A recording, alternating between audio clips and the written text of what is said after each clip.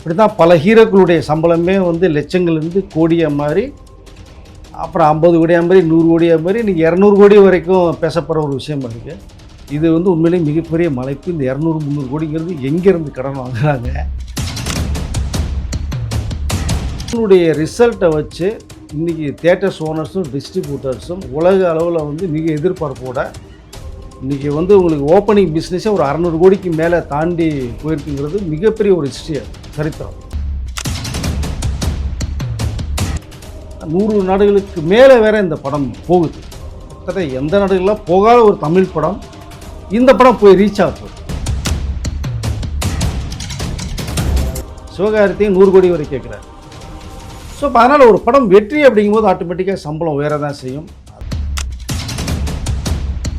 இப்போது ரஜினி சார் என்ன ஃபீல் பண்ணுறாரு அப்படின்னா, எனக்கு வந்து ஒரு தகவல் வந்து, நமக்கு இனிமேல் ஒரு விளம்பரமோ ஒரு மாதம் தேவையில்லை. சாங்ஸில் விளம்பரம் தேவையில்லைன்னு வரல, இப்போ ஆடியோ லான்ச்லேயே வச்சு வருவாரா இல்லை அதுலேயும் வராமல் இருந்துருவா? ஆடியோ லான்ச்சில் வந்து அனிருத் ஹீரோ, ஆனால் இவர் தானே ஹீரோ, ரஜினி சார் தானே. ரஜினி சார் இல்லாமல் ஒரு விழாவா?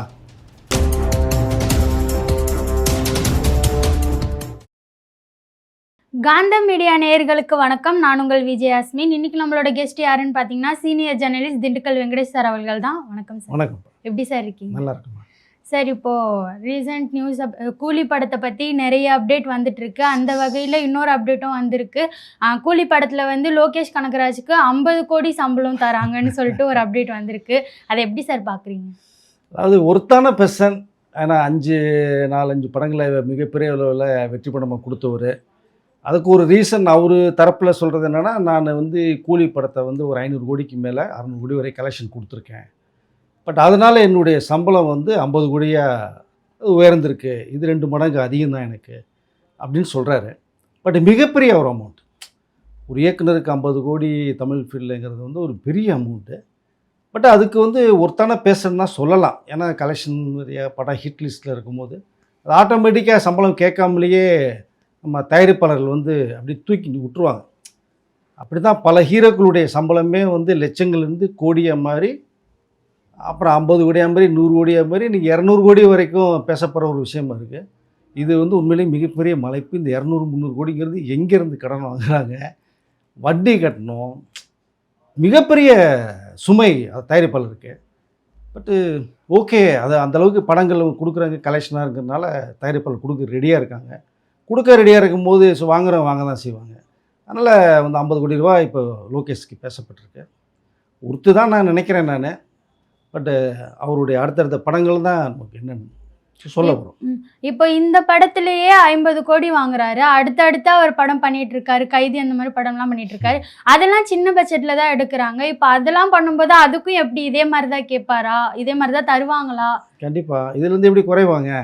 இப்போ கூலி வந்து ஒரு 1000 கோடி அடிக்கிறதுக்கு ஃபுல் எஃபர்ட் போட்டிருக்கோம். 1000 கோடியை அடிக்கும் அப்படிங்கிறது ஒரு கால்குலேட்டில் எல்லாமே பேசப்படுறது. கண்டிப்பாக 100 கோடி அடிக்கிறதுக்கான வாய்ப்புகள் நிறையா அதில் இருக்குது.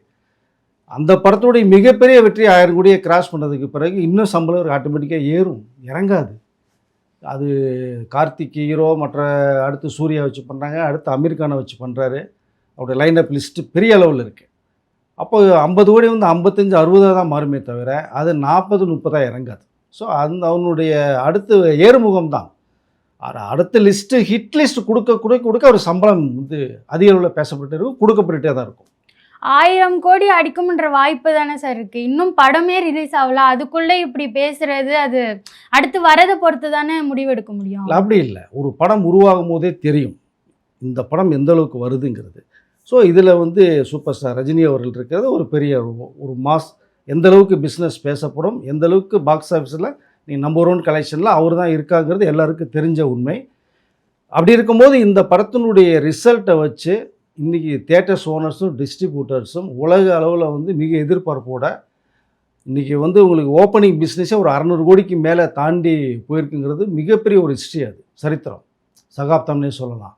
அந்தளவுக்கு வந்து ஹையஸ்ட்டு உடைய பிஸ்னஸ் வந்து பேசியிருக்காங்க. இதற்கு அடுத்து பார்த்திங்கன்னா வெளிநாட்டு உரிமை அப்படிங்கிறது வந்து எந்த படத்துக்குமே இல்லாத அளவுக்கு 90 கோடியை கிராஸ் ஆகிருக்கு. அது ஒரு மிகப்பெரிய ஒரு விஷயம். 100 நாடுகளுக்கு மேலே வேறு இந்த படம் போகுது. கிட்டத்தட்ட எந்த நாடுகள்லாம் போகாத ஒரு தமிழ் படம் இந்த படம் போய் ரீச் ஆக போகுது. அப்போது கிட்டத்தட்ட 5000 ஸ்க்ரீன்ஸ்க்கு மேலே வந்து ரிலீஸ் ஆக போகுது. தமிழ்நாட்டிலே 1000க்கு மேற்பட்ட ஸ்க்ரீன்ஸ். அப்போது இதெல்லாம் நீங்கள் கூட்டி கழித்து பார்த்தீங்க அப்படின்னா 1000 கோடிங்கிறது அசால்ட்டாக அடிச்சுட்டு போகிறதுக்கான வாய்ப்புகள் நிறைய இருக்குது. அதனால தான் உங்களுக்கு எதிர்பார்ப்பு அதிகமாக இருக்குது. இப்போ படத்தினுடைய ஹைப்பே பார்த்தீங்க அப்படின்னா வேறு லெவல் இருக்குது. நடித்த நடிகர்களே பார்த்தீங்கன்னா இந்த படம் நல்ல சூப்பராக வந்திருக்கு, ரஜினி சார் ஒரு மாஸாக இருக்கார், நல்ல ஒரு ஜாலி என்டர்டெயின்மெண்ட்டாக இருக்குது அப்படிங்கிற அளவு தான் அமெரிக்கன் சத்யராஜ்லேருந்தே பேசப்பட்டு இருக்காங்க. ஸோ ஒட்டு மொத்தமாக இதெல்லாம் பார்க்கும்போது அனிருத்துடைய அந்த சாங் 2 சாங்கு வந்து பட்டையை கிளப்பிட்டு இருக்கு. ஸோ இதுக்கெல்லாம் மீறி போகும்போது ரஜினிங்கிற அந்த ஒரு மிகப்பெரிய ஒரு உச்ச நடிகர் இருக்கிறதுனால இது 1000 கோடியை கண்டிப்பாக அடிக்குங்கிறதான ஒரு மிகப்பெரிய ஒரு நம்பிக்கை இருக்குது. அந்த நம்பிக்கையை கண்டிப்பாக காப்பாற்றும் கூலி. அப்போ டிரெக்டருக்கே எவ்வளோனா ரஜினி சாருக்கு எவ்வளோ சார் கொடுத்துருப்பாங்க? அது வந்து அவருக்குன்னு ஒரு மாஸ் நம்பர் 1. ஸோ நிறைய பேர் நிறைய இதில் வந்து இப்போ சொல்லப்பட்டிருக்கிற விஷயம் வந்து 225 250 கோடி வரைக்கும் ரஜினி சார் கேட்டுட்ருக்காங்க அடுத்த படத்துக்கு அப்படிங்கிற வாய்ப்பு ஒன்று போகுது. கண்டிப்பாக ஒவ்வொரு படத்துக்கும் எந்த அளவுக்கு தயாரிப்பாளருக்கு லாபம் வருதோ அதுக்கு அடுத்து பண்ணக்கூடிய ஹீரோக்கு, டைரக்டருக்கு, கேமராமேனுக்கு, மியூசிக் டைரக்டருக்கு ஆட்டோமேட்டிக்காக அவங்களே இன்க்ரீஸ் பண்ணிவிடுவாங்க. அது நீங்கள் கேட்கவே வேண்டாம், கேட்காமலே அதிக தொகை கொடுக்க ஆரம்பிச்சிருவாங்க. ஏன்னா ஓடுற குதிரையில் தானே பணம் கட்ட முடியும். அப்படிங்கிறனால ஆட்டோமேட்டிக்காக சம்பளம் வந்து மிகப்பெரிய அளவில் தான் பேசப்படும். ஸோ கிட்டத்தட்ட 200 கோடிக்கு மேலே வாங்கிட்டுருக்காங்க சார், வாங்கிட்டுருக்காரு ரஜினி சார். 250 கோடிக்கு மேலேயும் சம்பளம் வந்து பேசப்பட்டுருக்கு.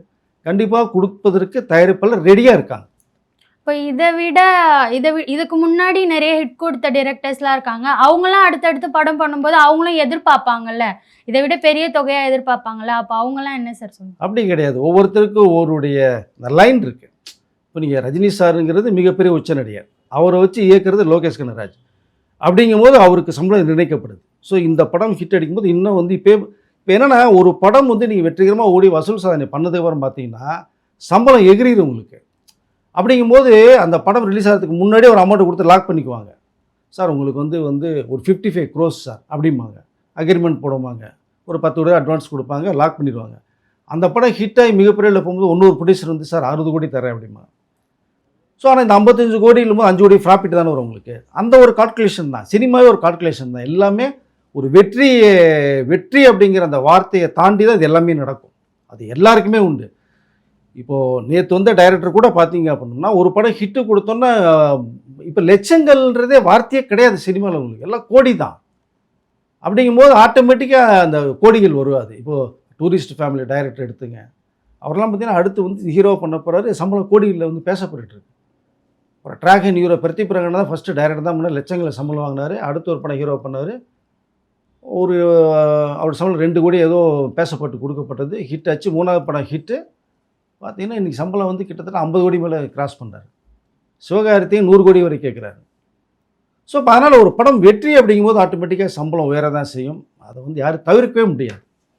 அதே போல் சாங்கும் ஃபஸ்ட்டு சாங் ரிலீஸ் ஆகிடுச்சு, அதுலேயே ரஜினி சார் வருவார், ஃபுல்லாக வரப்போகிறாருன்னு ஒரு எக்ஸைட்டோடு இருந்தோம். ஆனால் ஒரு சில சீனில் வந்துட்டு போயிட்டாரு, அதுவே ஏமாற்றத்தை கொடுத்துச்சு. இப்போ ரிலீஸ் ஆன சாங்லேயும் ரஜினி சாரையே காணோம். எதனால் காட்ட மாட்டுறாங்க? ரசிகர்கள் எல்லாம் ஏமாற்றிட்டே இருக்காங்க, எதனால்? இல்லை அது என்னென்னா, இப்போ ரஜினி சார் அவங்க வந்து ஃபஸ்ட்டு சாங் போடும்போது அதில் டிஆர் வந்து அந்த சாங் பாடியிருக்காரு. டிஆருங்கிறது ஒரு மிகப்பெரிய ஒரு நடிகர் தான், ரஜினி சார் மதிக்கக்கூடிய ஒரு நபர் அவர். இப்போது ரஜினி சார் என்ன ஃபீல் பண்ணுறாரு அப்படின்னா, எனக்கு வந்து ஒரு தகவல் வந்து நமக்கு இனிமேல் ஒரு விளம்பரமோ ஒரு மாதம் தேவையில்லை, ஒரு ரேஞ்சில் போய் உட்காந்துருக்காங்க. அவரை பார்த்து தான் இப்போ அடுத்த ப்ரெடிக்லாம் வந்துட்டுருக்காங்க. ஸோ அவருடைய ரெஃபரன்ஸை பார்த்துட்டு தான் இவங்கெல்லாம் இப்படி எப்போ வந்து முன்னொரு காலத்தில் சிவாஜி கணேசனை பார்த்து இப்படி வீரபாண்டிய கட்டபொம்மன் வசனத்தை நீ பேசு, நல்லா தூய தமிழில் பேசு அப்படின்னு சொன்னாங்களோ, அதற்கு அடுத்து பார்த்தீங்கன்னா இப்போ ரஜினி சாரை வந்து ரெஃபரன்ஸ் எடுக்க ஆரம்பிச்சிட்டாங்க. நீ இவரை மாதிரி ஒரு ஸ்டைலாக பண்ணு, ஆக்ட் பண்ணு, ஒரு ஸ்டைல் காமி, டைலாக் டெலிவரி பண்ணு அப்படிங்கிற அளவுக்கு ஒரு ரெஃபரன்ஸில் போய் நிற்கிறார் இப்போ. அதனால் அவருக்கு வந்து ஒரு மாஸ்ன்றது தேவையில்லைங்கிறது அவரே டிசைட் பண்ணுறாரு. படம் வந்து பார்த்ததுக்கப்புறம் நமக்குன்னு ஒரு ஆடியன்ஸ் இருக்குது, ஃபேமிலி ஆடியன்ஸ் இருக்குது, ஃபேன்ஸ் இருக்குது. அவங்க வந்து படம் பார்த்துட்டு அவங்க அந்த திருவிழாவை அவர் பண்ணிக்குவாங்க. பட் அதுக்கு முன்னாடி என்னென்னா, டிஆரை வந்து நீங்கள் இப்போ காமிச்சாதான் அவருக்கு ஒரு வந்து ரஜினி சாரோட ஒரு பெருந்தன்மையை தான் இதை காட்ட வருது நான் நினைக்கிறேன். ஏன்னா டி ராஜேந்தரை வந்து அதில் காமிக்கும்போது டி ராஜேந்தர் வந்துட்டார் அப்படின்னு அவருடைய ஃபேன்ஸ், அவங்க ஃபேமிலி, அவரே ஹாப்பி ஆகிறார். ஸோ அனிருத் ஒரு ப்ரோமோவில் வந்தார், அதில் ஏற்கனவே ஒரு கிளிம்ஸ் ஒன்று விட்டாங்க 1 minute, அதை தான் எடுத்து அதை மிக்ஸ் பண்ணி பண்ணாங்க. அது நீங்கள் ஸ்க்ரீனில் வரும்போது ரஜினி சார் தான் ஃபுல்லாக வர்றார், அங்கே அனிருத் வர மாட்டார். டிஆர் வந்து அந்த அவரு பாடுறதுக்கான வார்த்தைகள் மட்டும் உள்ளே வர்றார். ஸோ ஸ்க்ரீனில் ரஜினி வர்றார் டோட்டலாகவே. இது ப்ரோமோக்கு தானே, நமக்காக உழைத்தவர்களை தூக்கி விடுவோம். இப்போது ரஜினி வந்தாரதே மற்றவங்களுக்கு தெரியாமல் இருக்கும். ஏன்னா இவர் வந்து அடிமட்டத்திலேருந்து வந்த ஒரு அவமானங்களை சந்தித்து வந்தவர். இந்த இந்த இடத்துல நம்ம வந்தால் நல்லா இருக்குமான்னு ஃபீல் பண்ண இருக்கும்போது நமக்கு பின்னாடி வரவங்க அப்படி தான் இருப்பான்னு நினைக்கிறவர். அப்போது நமக்கு தேவையில்லை இனிமேல். ஸோ விளம்பரம் நமக்கு தேவையில்லை. ஸோ பூக்கடைக்கு விளம்பரம் தேவையில்லை. இது மாதிரி ரஜினி சாருக்கு விளம்பரம் தேவையில்லை. அதனால் நம்ம கூட நடித்தவங்களை ப்ரொமோட் பண்ணணும்னு பார்க்குறாரு. அப்படி தான் டிஆர் பண்ணாங்க. அனிருத் ஒரு பணம் கொடுத்து இந்த சாங் விட்டாங்க. பட் நீங்கள் கேட்டது மாதிரி செகண்ட் சாங் வந்து ரொம்ப எதிர்பார்ப்பு இருந்துச்சு. சரி ஃபஸ்ட்டில் தான் வரல, செகண்டில் ரஜினி சார் வருவார் அப்படின்னா ரொம்ப எதிர்பார்ப்போடு உட்காந்துருந்தாங்க. ஒரு வாரம் மிகப்பெரிய ஹைப் கொடுத்தாங்க. 2 days கொடுத்தாங்க. 6 o'clock முன்னாடி 2 hours முன்னாடி 2 hours ago அப்படின்னு சொல்லி 6 PM அப்படின்னாங்க. ஸோ இந்த எதிர்பார்ப்பு ரொம்ப அதிகமாக தான் இருந்தது. பட் ஆனால் செகண்ட் சிங்கிள் வந்ததுக்கப்புறம் தான் இங்கே ரஜினி சார் டோட்டல் அப்செட் ஆனாங்க எல்லா பேருமே. பட் அது கொஞ்ச நேரம் இருந்தது. அது வந்து எல்லாருக்குமே இருந்தது. நம்ம கூட 3வது சிங்கிள் நீங்கள் விட்றதா இருந்தால் ரஜினி சார் இல்லாமல் தயவுசெய்து வீடியோ விட்றாதீங்க லோகேஷ் கனகராஜ் சொல்லி நான் கூட வீடியோவில் பேசியிருக்கேன். ஸோ அதனால் ரொம்ப எதிர்பார்ப்பு அதிகமாக தான் இருந்தது. ஆனால் அதற்கு பிறகு பார்க்கும்போது பார்த்தோம்னா சௌபின் வந்து அங்கே மலையாளத்தில் ஒரு நடிகர், டைரக்டர், ப்ரொடியூசர். இங்கே யாருன்னு தெரியும். மஞ்சுபல் பாய்ஸ் வந்ததுக்கப்புறம் தெரியுமே தவிர யாருன்னு தெரியாது. இன்றைக்கி சௌபினை வந்து இன்றைக்கி உலகம் பூரா கொண்டாடிட்டு இருக்கு. இப்போ என்ன இந்த பேயாட்டம் ஆடி இருக்கா மனுஷன் அப்படின்ட்டு மனுஷன் விளையாடி இருக்காரு சாங்கில் டான்ஸ். இந்த அளவுக்கு ஆட தெரியுமான்னு மலையாள இண்டஸ்ட்ரியே இப்போ வந்து பெரிய அளவில் பேசப்பட்டு இருக்காங்க அவரை. இதற்கு காரணம் வந்து என்ன, ரஜினி சாருன்றாங்க. இப்போ மலையாள இண்டஸ்ட்ரி பூரா சௌபினை நீங்கள் சோலோவை ஆட விட்டு இந்த வீடியோ பூரா ரஜினி சார் வரணும்னு நினச்ச வீடியோவில் சோபின் வந்து ஆடிட்டு இருக்காரு. பட் சுச்சுவேஷன் சாங்கு டைரக்டர் தான் அந்த சுச்சுவேஷன் தெரியும், அதான் மேக்கிங் பண்ணியிருக்காங்க. பட் இதில் ஒரு ஷார்ட் பம்பர ஷாட் ஒன்று கை வருது உங்களுக்கு, மேபி அது ரஜினியாக தான் இருக்கும். சரிங்களா, அது ரஜினி சார் தான். இந்த வியூவில் வரும்போது ஒரு ஆர்பல் நடக்கிறதான ஒரு சாங் சுச்சுவேஷன், அது ரஜினி சார் கண்டிப்பாக வர்றதுக்கு வாய்ப்புகள் நிறையா இருக்குது. ஒரு சர்ப்ரைஸாக இருக்கட்டுமே லோகேஷ் கூட திங்க் பண்ணியிருக்கலாம். ஆனால் அவர் திங்க் பண்ணி ஒரு சர்ப்ரைஸ் வச்சது வந்து ரசிகர்களுக்கு மிகப்பெரிய ஒரு ஏமாற்றமாக இருந்தது. அது எல்லாருக்குமே மிகப்பெரிய ஒரு கேள்விக்குறி. அப்படி ஒரு ஷாக்கில் தான் இருந்தாங்க. போக பார்த்தீங்கன்னா இன்றைக்கி நம்பர் 1 ட்ரெண்டிங்கில் அந்த சாங்கு மோனிகா சாங் தான் இருக்குது. பட் உண்மையிலேயே பூஜா ஆக்டரும் சபின் வந்து சாங்கில் விளையாடிருக்காங்க. மற்ற எல்லா பேருமே இப்போ ரஜினி சாரை பாராட்டுறாங்க. நீங்கள் வராமல் மற்றவர்கள் சபின்லாம் விட்டது வந்து பெரிய விஷயம் சார் அப்படின்னா அதுவே மிகப்பெரிய ஒரு மனசை காட்டுது அப்படின்னு தான் நான் நினைக்கிறேன். பட் இப்போது August 2 அன்றைக்கி ட்ரெய்லர் ரிலீஸ் பண்ணுறாங்க. ட்ரெய்லர் கட்ஸ்லாம் ரெடி பண்ணி வச்சு எவ்ரிதிங் பண்ணிட்டாங்க. இந்த ட்ரெய்லர் தான் கடைசி ப்ரொமோஷன் அப்படிங்கிறத லோகேஷ் வந்து அவரே ஒரு ஸ்டேட்மெண்ட் கொடுத்துட்டாரு. ஆடியோ லான்ச்சில் ரிலீஸ் பண்ணுறாங்களா, ஆடியோ லான்ச்சுக்கு முன்னாடி பண்ணுறாங்களா மட்டும் நமக்கு தெரிய வரும். இன்னொரு 1 வீக்கில் தெரிஞ்சிடும். ஆடியோ லான்ச்சு மிகப்பெரிய அளவில் பண்ணுறதா ஒரு விஷயம் போயிட்டுருக்கு. ஏன்னா 50வது வருடம் அவருக்கு. 50 வருடமாக கதாநாயகனாக இன்றைக்கும் உச்சத்தில் இருக்கார். அப்படிங்கும்போது இந்திய திரையுலகத்திலே இந்த வயசில் இன்றைக்கும் சூப்பர் ஹீரோவாக சூப்பர் ஸ்டாராக ஒரு ஹீரோக்கான ரஜினிகாந்த் மட்டும்தான். அதற்கடுத்து அவருடைய நண்பர் கமலஹாசன் இருக்கார். அது வந்து வேறு ஒரு பேட்டர்ன், அவருடைய ஸ்டைல் வேறு, இவருடைய மாஸ் அந்த கமர்ஷியல் அப்படிங்கிறது வேறு. ஸோ இது வந்து ஒரு பெரிய இஷ்யூவாக பார்க்கப்படுது. இப்போ ரஜினி சார் வந்து மிக உச்சத்தில் பார்க்குறாங்க. அந்த ஆடியோ லான்ச் மிகப்பெரிய அளவில் கிராண்டாக பண்ணுறதுக்காக ஏற்பாடுகள் நடந்துக்கிட்டு இருக்குது. ஸோ மிகப்பெரிய அவருடைய நண்பர்கள் அமிதாப் பச்சன்லேருந்து நிறைய பேரை இன்வைட் பண்ணியிருக்காங்க. தெலுங்கில் சிரஞ்சீவிலேருந்து நிறைய பேர் இன்வைட் பண்ணியிருக்காங்க. கன்னடத்தில் சிவராஜ்குமார், மலையாளத்தில் மோகன்லால், மம்முட்டி, மேபி எல்லா பேரும் சேர்ந்து இந்த ஆடியோ லான்ச் வந்து அதனுடைய விழா மிகப்பெரிய அளவில் இருக்கும். பொறுத்திருந்து பார்க்கலாம். இந்த ஆடியோ லான்ச்சையும் இந்த ட்ரெய்லரும் எப்படி வருதுன்னு பார்ப்போம். சாங்ஸில் விளம்பரம் தேவையில்லைன்னு வரல, இப்போ ஆடியோ லான்ச்லேயே வச்சு வருவாரா இல்லை அதுலேயும் வராமல் இருந்துருவா? ஆடியோ லான்ச்சில் வந்து அனிருத் ஹீரோ, ஆனால் இவர் தானே ஹீரோ, ரஜினி சார் தானே. ரஜினி சார் இல்லாமல் ஒரு விழாவா? அது சான்ஸே கிடையாது. அப்படி இல்லைன்னா அந்த விழாவே நடக்காது ஃபர்ஸ்ட் ஆஃப் ஆல். ஸோ அவர் தான் வந்து மெயினாக வர்றார். 50வது வருஷங்கனால மிகப்பெரிய கிராண்டாக பண்ணுறதுக்கு பிளான் பண்ணாங்க சன் பிக்சர்ஸு. அதை வந்து சாரை வந்து ரஜினி சார் ஒரு கௌரவிக்கிற விழாவும் இது வந்து இருக்கிறது மாதிரி பேசப்படுது. ஸோ அவர் வந்து சில விஷயங்களை ஓப்பனாக பேசுகிறாரு, சில விஷயங்கள் கருத்துக்களை வந்து ரசிகர்களுக்கு சொல்கிறாரு. இப்போ மிகப்பெரிய அளவில் ஒரு ஸ்பீச் அப்போ இருக்கும் அப்படிங்கிறது எதிர்பார்க்கப்படுது. அந்த ஸ்பீச் எந்த அளவுக்கு இருக்குங்கிற அவர் மைண்ட் செட் பண்ணியிருக்கார் ரஜினி சார். பொறுத்திருந்து பார்க்கலாம். ஏன்னா அந்த ஸ்டேஜில் ஏறினதுக்கப்புறம் தான் என்ன விஷயம் நமக்கே தெரிய வரும். அது வரைக்கும் பார்ப்போம். பட் ரஜினி சார் இல்லாமல் ஆடியோ லான்ச் கிடையாது, விழாவும் இருக்காது. அந்த விழா நடக்கும்போது ரஜினி சார் இருப்பார் ஸ்டேஜில். இப்போ சௌபினை தமிழ்நாடு ஃபுல்லாக கொண்டாடுறாங்க. ஆனால் இந்த படத்துக்காக சௌபின் நிறைய தியாகங்களை செஞ்சுருக்காருன்னும் சொல்லிட்டு வராங்க சோஷியல் மீடியாவில். அப்படி என்ன சார் பண்ணார்? இல்லை, அங்கே அவர் ரொம்ப பிஸியான ஒரு ஆர்டிஸ்ட்டாக மலையாளத்தில் இருக்கார். இப்போ நமக்கு வந்து தமிழுக்கு வந்து தெரிஞ்சமும் இப்போ தான் வர்றாரு அப்படின்னா, இங்கே மலையாளத்தில் வந்து அவர் டாப்பில் இருக்கார் இப்போ. ஏன்னா ப்ரொடக்ஷன் கம்பெனி வச்சுருக்காரு, டைரக்டர், ஹீரோ, கேரக்டர் ஆர்டிஸ்ட்டுங்கும் போது ரொம்ப பிஸி ஷெட்யூல் இருக்காங்க. இந்த படத்துக்கு டோட்டல் டேஸ் வந்து கேட்கும்போது அங்கே மலையாளத்துலலாம் மிஞ்சி போனால் ஒரு 20 நாள் இருந்தால் போதும், 15 நாள் 20 நாள் படத்தையே முடிச்சிடுவாங்க. அங்கே பெரிய அளவில் உங்களுக்கு 6 months டூரேஷன்லாம் மேபி போகிறதுக்கு வாய்ப்பே இல்லை. அது பெரிய பட்ஜெட் அப்படின்னா மட்டும்தான் அது போகும். மற்றபடி பார்த்தீங்கன்னா 1 மாதத்தில் படத்தை முடிச்சுருவாங்க. மேபி இங்கே தானே இங்கே வந்து சம்பளம் 100 கோடிக்கு மேலே எந்த ஹீரோக்கு இல்லைல்ல. அங்கே நீங்கள் மோகன்லால் மம்முட்டிக்கே 15 கோடி தான் சம்பளமே அவங்களுக்கு. அங்கே அவங்க மலையாளத்தில் சூப்பர் ஸ்டார் 2 பேருமே அவங்களுக்கு சம்பளமே 15 கோடி. இங்கே யாராவது 15 கோடி வாங்குறாங்களா? நேற்று வந்து ஒரு ஹீரோ நீ 15 கோடி ரூபாய் கேட்குறான் அசால்ட்டா. ஸோ அங்கே வந்து மலையாளத்துக்குன்னு ஒரு சர்க்கிள் இருக்குது. அந்த சர்க்கிள் விட்டு வெளில வரமாட்டாங்க. ஸோ அதில் ரொம்ப பிஸியாக இருக்கார் அவர். நிறைய படங்கள் பண்ணிகிட்டு இருந்தபோது இந்த படங்களுக்கு கொடுத்த டேட்டுக்கும் போது அங்கே சில படங்கள் வந்து அவர் பண்ண முடியாமல் போச்சு. அது வந்து ஒரு தியாகமாக பேசப்படுது. உண்மையிலே ஓகே தானே, வந்து ஒரு 5 படம் பண்ணல, ஒரு கூலிக்காக வந்து ஒரு 5 படத்தை தியாகம் பண்ணுறது ஒரு பெரிய விஷயம் தானே. பட் அவர் வந்து இது பெரிய அளவில் பேசப்படும்னு நம்பினார். சோபின் கூலி வந்து எனக்கு பெரிய அளவில் பேசப்படும்னாரு. அந்த நம்பிக்கையை வந்து ரஜினி சார் வந்து ப்ரூவ் பண்ணிட்டார் செகண்ட் சிங்கில். சோபின் ஆட விட்டாரா, இனி பட்டி தொட்டுவீங்க ஆடிட்டு இருக்காரா, என்ன மூமெண்ட்டு. அதுதான் அந்த 5-10 படம் தியாகம் பண்ண கூட இந்த ஒரு பாட்டை வந்து எங்கேயோ உலக கொண்டு ரீச் பண்ணி விட்ருக்கு இல்லையா. இப்போ அந்த கேரக்டருக்கு ஃபகத் ஃபாசிலை தான் வைக்கலான்னு சொல்லியிருந்தாங்க அப்படின்னு சொன்னீங்க. எதனால் அவர் பண்ண முடியல இந்த படத்தில்? இல்லை, பகத் பாசில் ரொம்ப பிஸியாக இருக்கார். ஆக்சுவலாக பார்த்தீங்கன்னா வேட்டையனில் பண்ணார். வேட்டையனில் எந்த அளவுக்கு ஒரு மிகப்பெரிய ரோல் வந்து இருக்குன்னு தெரியல இருக்குமே.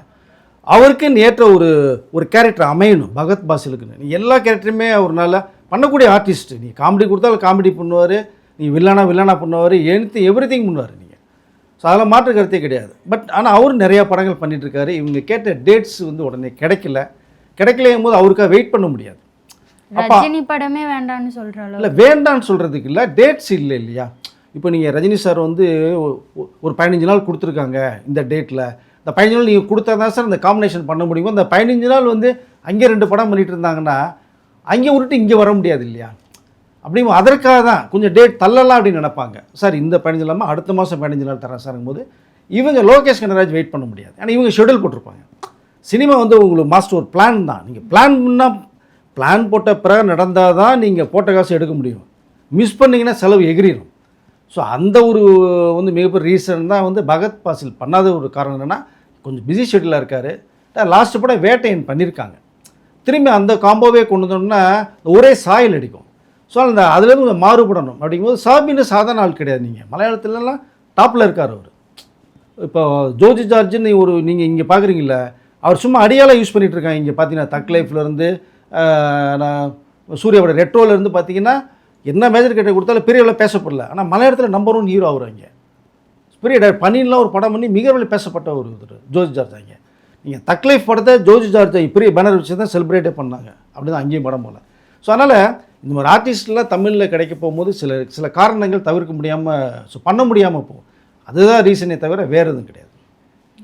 கூலி படத்தை பற்றியும் ரஜினி சாரை பற்றியும் பல விஷயங்களை பகிர்ந்ததுக்கு நன்றி சார்.